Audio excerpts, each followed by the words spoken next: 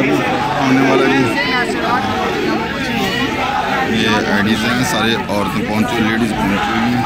और ये 3 बजे फैसला होना है इसका, 3 बजे फैसला आएगा।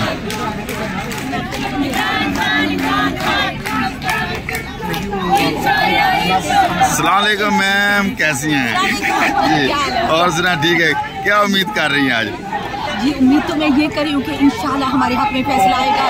हमारे क्या पूरी वर्ल्ड की खवातीन के हक में फैसला आएगा, क्योंकि इस फैसले से जो खवातीन को जो टेंशन, जो रिस्वाई, जो बेइज्जती महसूस हुई, जितना उनको डिमोरलाइज हुई है, जितनी उनको इंसल्ट लगी है, तो इंशाल्लाह फैसला जो आएगा वो ऐसा आएगा कि ना खवातीन वो सारा ख़त्म हो जाएगा और इंशाल्लाह रिहाई का हुक्म आएगा और इंशाल्लाह हम उनको रिहा करा के लेंगे। इंशाल्लाह ये हमारे साथ रहिए। बरकी साहब को भी जुनून, ये जज्बा खान साहब को बहुत जल्द से जल्द बाहर निकालेगा और उनको पता है कि जब ये जुनून में आ जाता है तो उन काम पे जो है वो टांगे शुरू हो जाती है। तो इंशाल्लाह आज डिसीजन होगी, इमरान खान बाहर आएगा।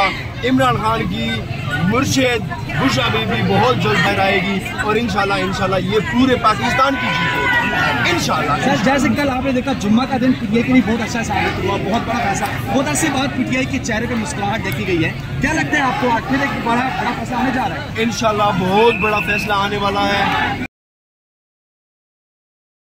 जिस तरह इन्होंने इस केस को बनाया था, आज इनके मुंह में खाक जा रहा है और इंशाल्लाह ये मुंह की खाएंगे हमेशा की तरह। 2 साल से इन्होंने जबर, जुल्म, फसाहियत का सारे रिकॉर्ड तोड़ दिए, लेकिन फिर भी इनको कुछ नहीं मिलने वाला। हमेशा मैं देखें जी, ये लेडीज हैं, ये लेडीज हैं, हम